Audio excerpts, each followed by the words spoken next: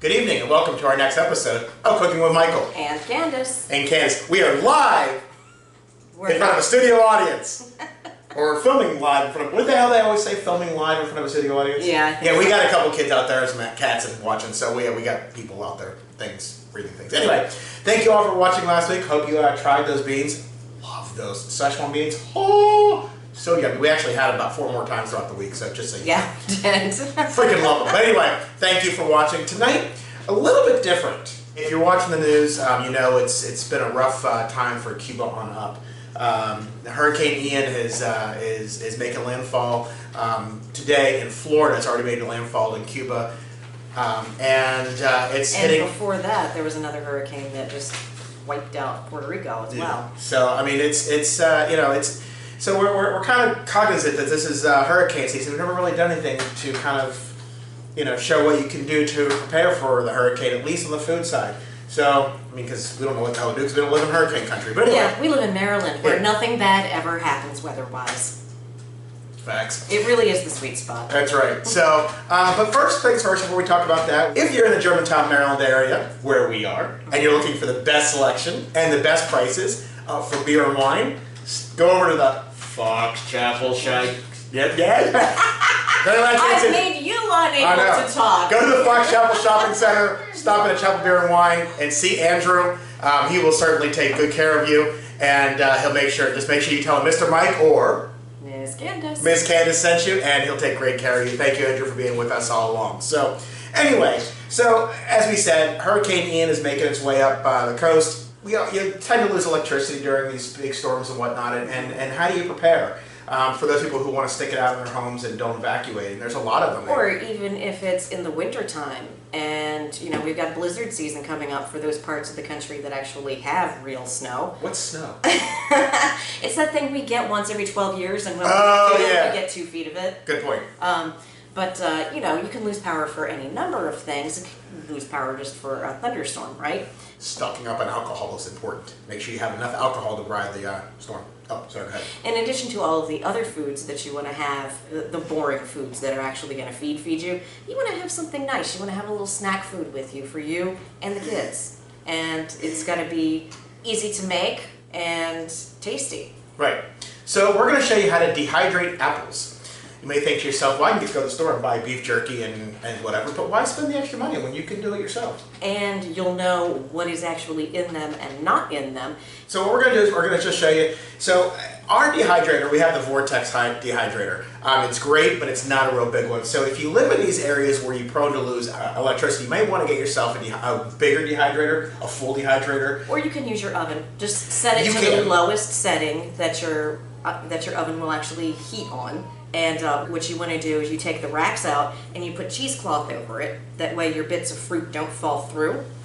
And you slice up your bits of fruit, put them on the cheesecloth rack thingy, put them in there and bake them on the lowest setting for several hours, usually 8 to 10. Keep an eye on them, make sure towards the end that they aren't actually browning or dehydrating and cooking too fast. You want to wash your apples before you do this. Cool water and baking soda. Anyway, so as you can see, because our dehydrator is small, we actually can't do all these apples at one time. We just want to show you that we actually are going to do all these apples. You can do that many if you're using your oven. Or a bigger dehydrator. Yeah, right. So, real simple. Now what we're going to do, it's basically the ingredients are simple. Apples, lemon juice and water, which I've already mixed, and the lemon juice and water has helped to preserve and keep them from browning during the cooking process. And it's equal parts. Equal parts, that's right. So we used a cup of lemon juice and a cup of water because we're only going to use a couple of apples. And this is completely optional. You can put a little bit of sugar, a little bit of cinnamon for flavor. You don't have to. I'm going to use a little bit of cinnamon because I kind of like that. So, and of course I'm going to drink my beer because, again, in a hurricane or a storm, you can't have too much alcohol. You can, however, consume too much. You need to make sure you can keep your wits about you. Alright, so let's get started. So first thing, we've already done this. Now we're going to core the apples. I'm going to let you do that because I got injured the other day and it's not this finger. He's down a finger. I'm down a finger, so I'm going to let you core. Would you like to tell him how? No, I really don't want to tell them how because they already know I'm an idiot and I'd rather not just exacerbate the idiotness. Okay. I cut it with a pair of scissors. All right, so you take your apple core. They don't take up a whole lot of space. They're really, really worth it. They just make dealing with apples so much easier. You can get them for $5 or $6. This one was 10 or 11 because it was all they had at the Target. Yeah. But you know, they're all basically the same. Yeah. All right, so you're going to take your apple core and your apple, and you're going to line it up just like this and push down. You can easily get rid of this by either just grabbing it and sliding it out. And then what do we do with this? What do we do with the apple cores? We just throw it in the garbage. No, we don't. Oh no, we don't do it, do we? We put them in the compost. Okay, so what we're gonna do, we got, as we said, equal parts, 1 cup of lemon juice and 1 cup of water. Okay, put that there, and then what we're gonna do is we're gonna use our slicer, and we're just gonna make the slices. Okay, thin slices are better because they cook easier. Dehydrate. Dehydrate. The idea of dehydrating is to take enough of the moisture out so that your food doesn't spoil, but leave enough food value in it so it's still worth eating. So you can see. Tall. You can see. Look how thin that is. Okay. So what we're gonna do is, and then we're gonna take it and we're gonna put it right in the lemon juice. We're gonna put all of those in there for 3 to 5 minutes. Let them go in there again. 3 to 5 minutes. It prevents the browning during the dehydration process. Okay. Slice up the 2 apples. So we're gonna let this soak in here for 3 to 5 minutes, and then we'll be back and show you how to dehydrate it, and then come back in about 6 to 12 hours and show you what they look like. So it's been about 3 minutes or so. Let them soak in there. So now we're just gonna take them out. We're gonna spread them out onto our trays, okay, for the dehydrator, and then go from there. So let's just get ahead and get these suckers out of here. Try and make sure you keep some space between them in order to get the air to circulate appropriately. The other thing with the vortex, if you have to about halfway through swap the trays. There's only one heating element. And so you're always going to have one tray that's a little closer to that one heating element. Right. So you're going to have to rotate. Yeah, I mean, that's pretty much it. So now what we're going to do is sprinkle a little cinnamon. All right. Go ahead and cinnamon. And I'm going to do that because he doesn't want to get cinnamon in his bandage and potentially his wound, because that would be Ooh, that would hurt. But you know what does help? What does help? Beer. Oh. That would help too. Just saying. All right. That helps everything. Do just a tiny bit of cinnamon because the flavors are going to be super concentrated as you dehydrate them. So you get your small amount of cinnamon and you do this. That way we don't end up with a giant chunk of too much cinnamon, because cinnamon, when you have too much of it, is actually really bitter. Now what we're going to do is I'm going to come around here. Tall people. This is not a tall people thing. Stop singing. I thought it was a tall people thing. Your head's almost getting cut off. It's a tall people thing. Tall. Oh. No, what we're going to do is we're going to go ahead and start the dehydrator. As I said, we're using the vortex. As our cat serenades us. As our cat serenades us. But we do, there's a ton of them out there. And of course, if you don't have a dehydrator at all, as Candace said, you can use your oven. Actually, first thing we're going to do, hold on. Turn it on. First thing I got to do is I got to turn it on. So for this, I'm going to hit dehydrate down to 135. And I'm going to do it for 6 hours. And let it warm up. Now, the reason why I did it for 6 hours is because these are thin. So what I'm going to do now is I'm going to actually add this. And that's pretty much it. Dehydrate it, go for 6 hours. Again, check if you're using whatever dehydrator you're using. Check that dehydrator's instructions, because each one is a little bit different. If you're using the oven, I've dehydrated things in the oven before. Just use the lowest setting, and you just have to come back and check it every hour or so to see how your slices of whatever you're dehydrating are doing. So anyway, so after 6 hours, we'll come back. For you, it'll be instant, but for 6 hours, we'll come back and we'll taste it, show you what it looks like.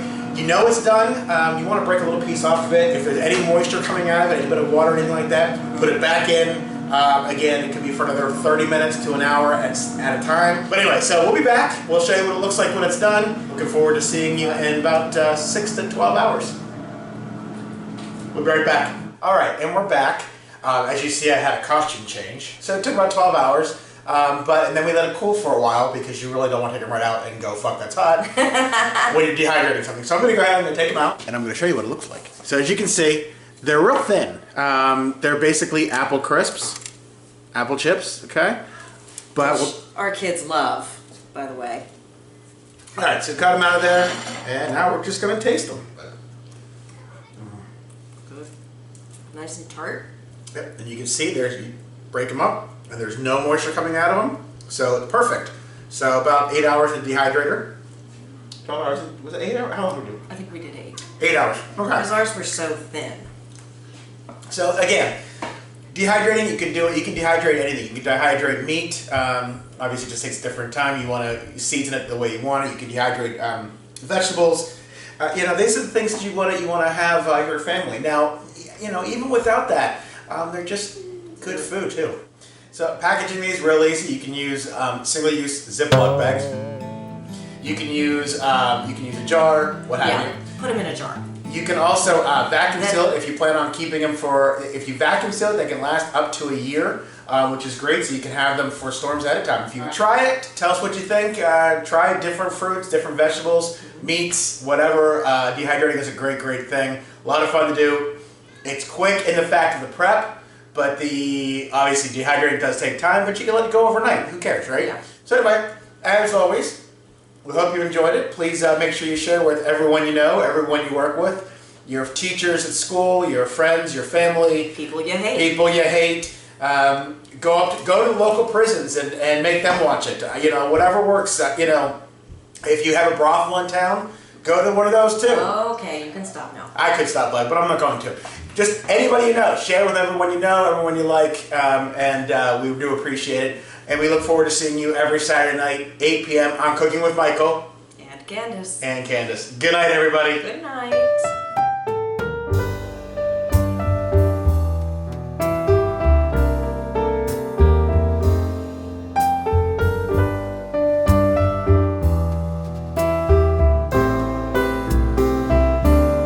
Hey, Alex. That way or this way? Anyway, but that's not how you do it. You do it like this. Oh, like this? You cover it all over your eyes. This? That's not how I do it. Kids teaching the old farts. .com.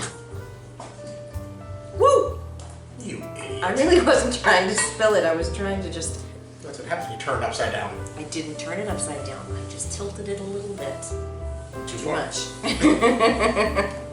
I didn't know that. See, I just learned something. We've been married about 37 years, and I just found that out that she dehydrated in the oven before. A little frightening for me. But anyway. I didn't say I dehydrated people. I just said I dehydrated things. Deadly women.